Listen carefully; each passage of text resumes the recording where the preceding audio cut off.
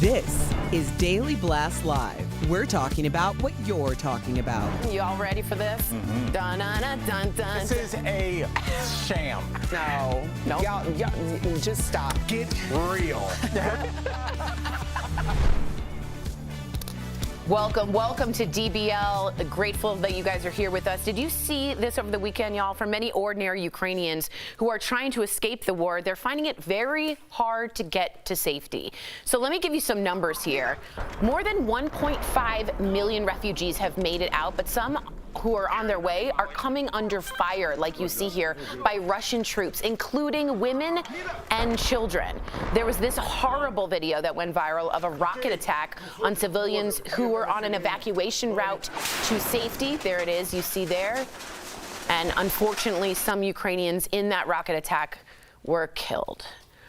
Let's talk about refugees and what it means and what we're seeing here, because we estimate there's going to be about 5 million or more refugees. Right now we have 1.5 million coming out of Ukraine. What do you think, Erica?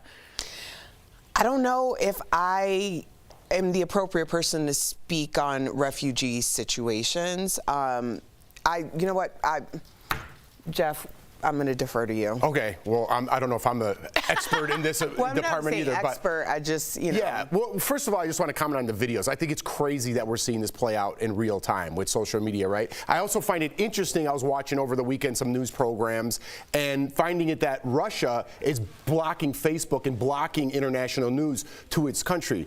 Very conveniently, right? Because all of these videos that we're seeing now, maybe some Russians that are being captured, treated kindly and saying maybe not have the appropriate information that they should have. Exactly. So I find that very interesting. I wanted to focus on that. The refugee situation is interesting because how many other surrounding countries could take in 5 million people until we have to start stepping in, allowing people into our borders as well. So speaking of pitching in as a world, or if you just want to look at the NATO countries, we're going to have to pitch in. At some point, we're going to have to bring some refugees over to our country, I would assume. Absolutely agree. And I did see a video of people in Berlin, as Ukrainians got off the train, holding signs saying how many rooms they have for people. And it's just been overwhelming. It's more complicated than that, I agree. But it was interesting to see that they're trying to shut down social media, and it's crowdsourcing. You can't shut it down when it's real. Yeah. And again, we're hearing it's 4 million refugees, not 5 million that we're expecting, I guess. All right, in the midst of this war, an American has become trapped in Russia. Two-time Olympic gold medalist and WNBA star Brittany Griner has been detained in Russia. So Brittany was arrested on drug charges after authorities found a liquid vape pen that they said contained cannabis oil. In the offseason, Brittany plays for a Russian team.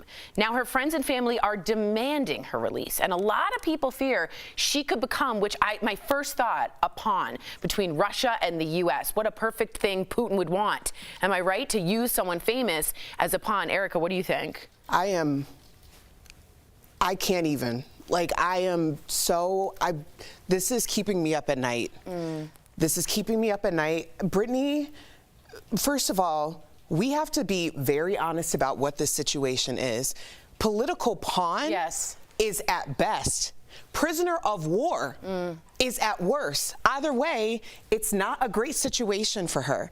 I don't believe we just had this whole conversation about Russia completing and changing the narrative. I'm not going to believe anything as to how and why she was detained until someone who actually sees her as a human being who needs to have this moment for people to support and rally to make sure that she comes back home has the floor. Because I find this whole thing to be incredibly suspect. She has been, most accounts are saying she's been over there for 3 weeks, and we're just finding out about this weekend. She is not a priority. Let's be very clear. She's not a priority in this country, period. As a black, queer person, she's not. And the idea that it's been 3 weeks and we're just finding out about it, and I can understand, there have been a lot of speculation, and I don't want to overstep, but some people have speculated that this was very quiet because they were trying to get her out safely and quietly. Sure. But it's been 3 weeks, and the news cycle has gone on to something completely different. Not that it doesn't need to be addressed, but she's not a priority. We need to make her a priority. We need to be saying something about Brittany Griner being in Russia during a time of war. Who's heard from her? Who has seen her? Right. Like I had nightmares all last night about this. What could possibly be happening to her? This is like, honestly, I don't think that we're raising enough hell about her. We need to be raising hell. Well, I appreciate this so much, and you're informing a lot of people. Just so you know, the drug charges, Jeff, can come with a 10-year sentence. And do I need to remind you that a Russian prison probably has no human rights watching at all? What do you think about this situation? I mean, it's a bad situation. Yeah. Given the timing of everything. Right. And I just suspect a bit. It's super suspect. Because, like, could you have, I'm not saying it's speculative that someone put hashish oil in her bag, but that could have happened knowing Putin. Continue, I'm so sorry. Yeah, I don't know if she brought that there herself, Right, which would have been a crazy move to bring that to Russia. I don't know what's going on over there. I think, like Erica said, we need to look into this a little bit more. But just the timing of what's going on right now and us trying to negotiate getting someone out of Russia is... I'm with Erica. It's a little frightening because right now isn't the best timing to do something like this, right? Right. And also keep in mind, it's the narrative, whatever the narrative. That's why I'm like, I don't believe jack that's coming out of Russia. Sure. And last week we all agreed. Right. Last week we all agreed that Russia has some serious human rights violations. They are very generous with the way that they want things to be portrayed, and we all know that. So why are there narratives on social media about what she should not and should have done? We don't even know that to be the truth. Very true. So are we selectively deciding if the Russian government is being honest in one case, but not when it comes to Brittany? Because I have no reason to believe that that's the truth. Especially she's been playing for 3 years in Russia. Right. Like, that just seems, I'm not saying anything, this is, again, all speculative, but I wouldn't put past anything in Putin. The propagandizing, anything can be curated for what he wants it to be. This is going to be a litmus test for this country. Wow. Brittany clearly isn't the typical damsel in distress to be rescued. So now we're going to see what type of value we have on a Brittany Griner. Well said. And we will keep sounding the alarm here at DBL. Now, we're finally hearing from Sean Penn, who you guys remember was actually in Ukraine reporting on the war as it first broke out. So he told CNN about what he saw. Take a look at this. I do know that we have to invest everything that we have to support the Ukrainian people and to support President Zelensky, or I do not think we will have a legitimate memory of what America hoped to be. So, Jeff, you had brought up earlier in another day or two, if America's the world's police, and that's such an interesting geopolitical, philosophical discussion. And here he's saying if we don't step in here, America won't have that reputation anymore. What do you think about that? I just don't know, Tori, because you want to go in and be the hero, right? But then where does that stop? How many countries do we take over? What's next? North Korea? What's going on there? There's genocide in that country, right? Why aren't we going into there? That's where I get a little shaky. Where does this end? If they get into some NATO countries, and I believe Putin knows that, if they get into some NATO countries, we're going to world war, Poland, right? And I don't know if it will be a world war, but we're going to have people, boots on the ground, other countries going in. I think right now it's time for those allies in Western Europe to support their Eastern Europe allies, right? We don't necessarily as Americans need to be going in there right now because I feel like that could only hurt us and make things worse, putting fuel on the fire right now. And I know it sounds like a sad situation given all these videos, but we cannot be the world's police. I mean, that's such a great point. If you disagree or agree, please write us in at YouTube. It's a fair point to bring up. And our soldiers getting killed, it's just, there's more that goes into it. A lot of people are looking at this like it's a movie, and it's not. Sean Penn's involved, which makes it more like a movie, and it's not. Very, very well said. Very well said. Let us know what you guys think. Presidents have differed on this. Is America the world's police or not? This is a philosophical discussion, and we want to know what you all think. Coming up on DBL, uplifting moments in Ukraine, from love prevailing to music, making people smile. We're sharing it all coming up next. Plus, former child star Ricky Schroeder is at it again, recording his own mask rant. We'll show you what went down inside a museum.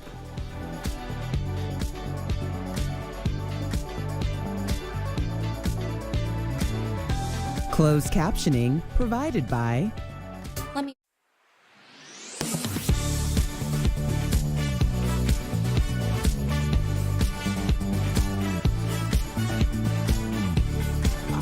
Hey Taylor, we're talking a little bit more about Brittany Griner and how what scares me. Remember when I had my friend Brian Fenster, who was trapped and taken, and I had his brother on, and he was a journalist and was taken, and it was like as much a noise as we could make, we would make the most amount of noise. Petitions, Joe Biden, anybody. Finally, it came down to like the New Mexican old governor, Richards, to come, and he finally got out. But she's absolutely right. I hadn't thought about this. This is a test. Do we do a SEAL Team 6 like we did for, remember, Soldier Jessica? Do we go and extract Brittany because she is an American? Or, as Erica is worrying about, I don't want to put words in your mouth, is this a difference because of what she looks like, who she is as a sexual orientation? That's a really interesting way to see where we've come and progressed, and I can see why that's nerve-wracking. It's super, like, I think one thing is this feels very personal to me as the sister of a black female, non-binary, non-conforming, or as a queer woman of color. Represents, yeah.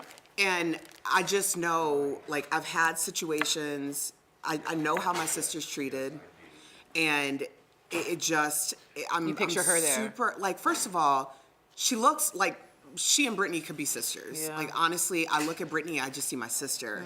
And I am just so heartbroken about this because 3 weeks for someone to be detained in a country that has gone to war, has bombed Ukraine. Like, we are having this story about the war, which is a very important story. But the idea that someone wasn't even identified, they didn't even identify her by name when we heard this story this weekend.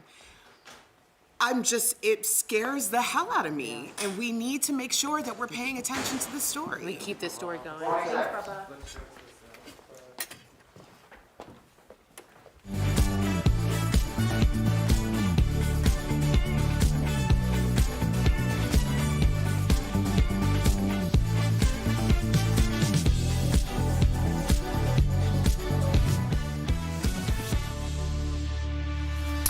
Welcome back. All throughout this war, which is weird for me to even say that sentence, we've been sharing some moving pictures and really moving videos that are going viral out of Ukraine. And we've got a few more today, but some of these are a bit happier a bit. Check out this picture. It's of strollers that are waiting at a Polish train station. They've been left there for any mothers who are fleeing with their small children. I think that picture says a lot. Then look at this beautiful video of 2 Ukrainian soldiers getting married on the front lines in Kyiv. The mayor paid a visit to the couple who are wearing fatigues for their big day.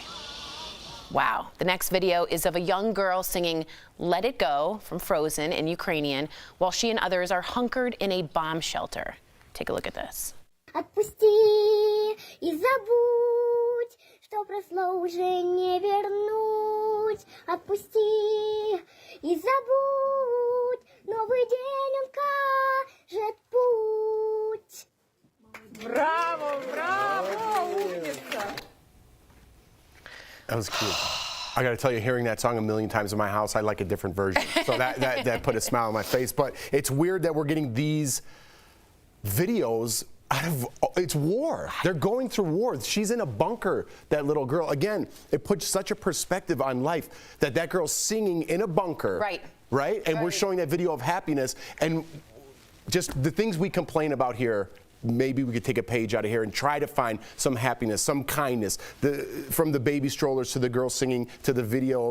Just so many videos have been coming out that are positive, and it kind of baffles my mind that they're in a war right now. Absolutely. Because I don't know what America would look like if we had a bunker down. That's a great point. It reminds me a lot, too, of Britain in the World War II. They would go into air raids in the shelters. The pictures look almost identical. And there's a violinist I saw playing in Kyiv under the bunkers, the arts, trying to keep humanity in that bunker. I mean, they're there with their pets, but to find time to recognize beauty in just a song. Well, it's the importance so of hope. Yes. The audacity yes, of hope. Yes, you know, President Obama, yes. It's just, I can't imagine. My heart goes out to everyone who's affected in this way. Like, no one deserves this. But when you see like the resilience of people, when you see like the true humanity in inhumane situations, it's just a reminder that life is not guaranteed. Things are very fleeting. But if you can just have some semblance of hope, perhaps that will be enough to get you through. So yeah, it reminds me of in the Holocaust, Jews would still continue to pray and say the Shema and sing it, and it was important that it was sung out loud, because even that they were skeletal and dying, that stayed true, that hope stayed true, that light stayed on. So really beautiful things to see and heartbreaking at the exact same time. Coming up on DBL is former child star Ricky Schroder out of line. We're talking about what happened between him and a security guard at a museum. Coming up next. This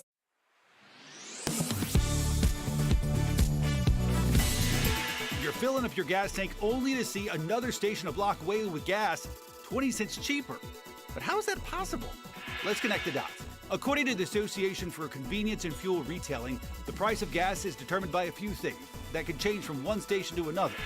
First, the price of crude oil accounts for nearly 70% of what you pay at the pump. It changes with supply and demand. Second, distribution. Moving crude oil gets expensive. It goes from refinery through a pipeline or across an ocean onto a truck that moves it to the station. Once there, individual contracts between rigs and gas stations can differ a lot. A convenient corner store at a busy intersection may get a better price than the mom and pop down the street. Third, before a station puts up those numbers on the big marquee, they must add taxes, federal and state. And keep in mind, state gas taxes are usually higher in North Carolina than South Carolina. Finally, we can't forget the profits. Like any business, making money is the aim of station owners. And that is connecting the dots. Russia's economy is in a timeout. Let's connect the dots. Netflix has become the latest American company to cut ties with Russia, at least for now. The streaming giant suspending services over the country's invasion of Ukraine. Bloomberg reports Netflix currently has around 1 million subscribers in Russia. Other behemoths in the film industry, including Disney, Warner Brothers, Paramount Pictures, and Sony, have all delayed releasing their new films in Russian theater. Netflix also said it won't comply with a new Russian law that requires large streamers to host 20 Russian propaganda channels. TikTok also halting new video uploads and live streams in Russia in response to the country's new law. Microsoft, Google, Apple, and Samsung have also suspended sales in the country. And that is connected. Welcome back. Following news from the CDC that 90% of Americans live in areas where face masks are no longer needed, which is amazing, by the way, many states and cities have started easing COVID mask guidelines in schools. But it seems like not everyone's gotten the message that pandemic-era restrictions are winding down. So everybody take a look at this convoy. It's over 1,000 truckers. They circled my hometown, Washington, D.C.'s 64-mile-long beltway twice on Sunday, clogging it completely to protest mask and vaccine mandates. Now, they're part of the, quote, the People's Convoy, and they plan to clog the Beltway each day this week until their demands are met. But get this, former child actor Ricky Schroder joined the convoy and had another public meltdown about mask requirements. So take a look at this shocking encounter he had with a security guard at the Dwight D. Eisenhower Museum in D.C. Take a look. I can't come into this museum without a mask. God's laws are higher than the federal government's, but you're going to enforce man's laws. Yes, we are. Dwight D. Eisenhower, the man who defeated the Nazis, and you've become one. Okay. DBL Nation, do you support the People's Convoy? Man, we just saw people in a bunker, and this guy's complaining about masks. Also, the security guard's doing his job because he's a law enforcer. Enforcing the law, not God's law. Go ahead, I'm so sorry. I find, well, at least they, weren't picky about who they offended. I mean, he called him a Nazi, but the sign before that was equating masks to slavery. They're all confused. So, confused. That's generous. Listen, Ricky Schroeder's lost his mind. I think he has some mental issues that maybe he needs to talk to somebody about. I don't even want to go there. I want to go, these trucker unions, this has been going on for months and months and months. I think they're a little late to the game, right? I get their point. That's fine. It's but the protest. What's going on in us, our grocery prices are going up, our gas prices are going up. We don't need to a no nonsense problem. This mask mandate's going away. We don't need people yelling at security guards that are trying to do their job. I always went back to that when I went to Disney on Ice, that man yelling at that 16-year-old woman that worked there, and she's like, "Sir, I'm sorry, I just work here." 16. I almost stepped in because I didn't like the way. Don't make conflict where you don't need conflict. Look at the war. You want conflict? That's conflict. You don't need to yell at somebody about trying to do their job. They're just trying to support their family. Don't make them look like a fool on camera. Don't clog up the city with the trucks. The mask mandates are going away. I think it's a problem that we just need to let go. We need to stop, okay? Take a page out of Ukraine, Russia's book. Look what's going on there and how bad are our problems here. I totally agree, please. I think you brought up an excellent point about just the privilege of it all. Who can afford to clog up beltways right now with gas prices as high as they are? That's what I'm saying. Very good point. Yeah. Very good point. That's really interesting. And also the idea of causing chaos when chaos is already happening in the war in D.C. is it just seems so unhelpful and unuseful. I get a protest. I just don't see how this one is timely. But as a world, we're finally, the pandemic's coming down a little bit. That should be a good thing. Right. Not to stir the pot and mix things back up again. You know, it's going away. I understand the frustration. I'm frustrated, especially with the kids. Everybody's frustrated. But making things worse isn't going to help anything. They're coming down. Let's be thankful that it's going away a little bit. That's some good news. I completely agree with you. All right, up next. Let's take a look at the poll. 86% of you do not support the People's Convoy. Strong percentage of you. Write us in if you do or don't, please, on YouTube and the DBL app. Why are these models strutting in the snow? I got all the answers. Find out next. It's crazy. Promotional consideration is brought to you by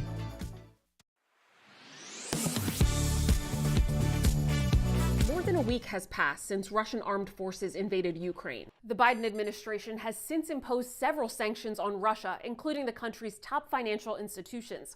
Russia's oil industry, however, has so far been spared from U.S. sanctions. Several people online are calling for boycotts of Russian-made products, including vodka and gasoline. People on social media are asking whether certain gas stations in the U.S. use oil from Russia. So, can you tell if the gas you buy at the gas station comes from Russia? Our sources are the Department of Energy, the U.S. Energy Information Administration, and Patrick DeHaan, head of petroleum analysis at GasBuddy. While the U.S. is one of the largest producers of oil, it's also one of the largest importers. Because the U.S. requires a lot more oil than it can make on its own, roughly 60% of the country's oil is imported from foreign countries. Data tallied by the Energy Information Administration shows that in 2021, the U.S. imported about 3% of its crude oil from Russia. The U.S. Energy Information Administration explains on its website that it cannot identify the specific origin of gasoline sold at gas stations. Why? Well, because crude oil and other ingredients used at refineries come from a variety of domestic and international sources. The entire process starts underground throughout various locations around the world. After crude oil is extracted and sent to refineries where it's mixed with oil from other sources, it's processed and later stored until it's ready to enter the common pipeline. A tanker truck then picks up the fuel and heads to the gas station. In an email to Verify, Patrick DeHaan, who's the head of petroleum analysis at GasBuddy, explained that it's nearly impossible to know where the gas originated from. He said, quote, "Because of all the various changes in process and refineries can purchase mixed oils together of similar quality, it's just impossible to know. So we can verify, no. You can't tell if the gas you purchase at a gas station comes from Russia. It's likely made up of crude oil sources from the U.S. and several other countries." With your Verify, I'm Ariante Till. It seems just about every day we hear about one of our Facebook friends getting hacked. It's enough to put any social media user on high alert for scams. So some users were skeptical about an email requiring enrollment in Facebook Protect, which offers to check your account for vulnerabilities. So let's verify. Is this email about Facebook Protect legit? Our sources are Facebook's parent company, Meta. Meta first introduced Facebook Protect ahead of the 2020 election. Gleicher explained on Twitter that its main goal was to increase the use of two-factor authentication, which makes it harder to hack into an account. In December 2021, Meta broadened Facebook Protect to accounts that it identified as having the potential to reach more people than average users, such as people with many followers or who run important pages or hold some community significance. It also made their enrollment in Facebook Protect mandatory and is communicating with these users by email. So, yes, this email about Facebook Protect is legit. Facebook says the emails will come from security@facebookmail.com, and to verify, the links go to facebook.com by hovering over them to ensure they're real. Most accounts aren't eligible for Facebook Protect, but Facebook says anyone can turn on two-factor authentication themselves to increase their account security. With your Verify, I'm Brandon Lewis.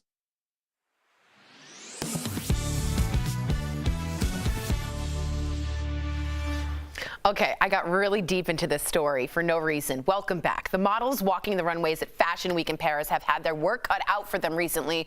First up, take a look at this video from Paris Fashion Week. Sorry. I thought that was Denver. That's me walking into work.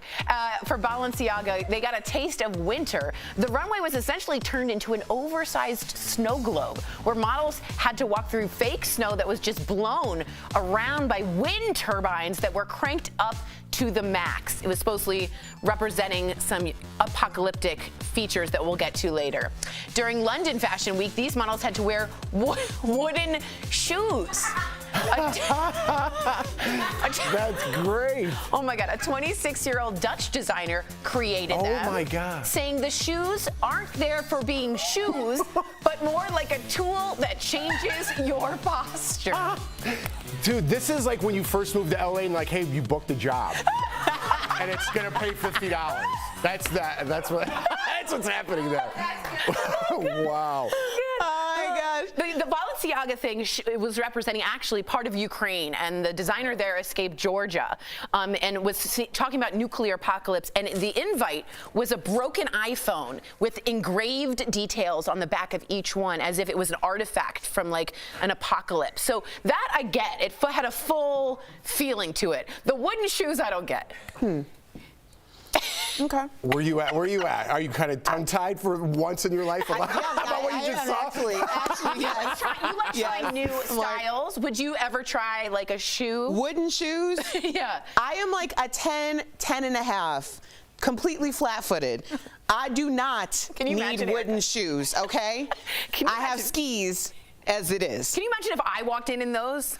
Oh. You in heels is just like a flashing caution sign. Everybody look out. Well, to each their own. I hope you guys can enjoy. To each their own? Yeah, some people enjoy, like Gaga. She wears really interesting shoes. You talking about those wooden... Someone's going to translate that into a working method of... Dude, that guy looks like an umpire for cricket team. No one's transforming that into anything but the trash. Oh, you should go to Those are definitely sitting shoes. Those are sitting shoes. Yes. Yeah, they looked a little ridiculous. But you know who doesn't look ridiculous? Our viewers. We love you guys. We love you.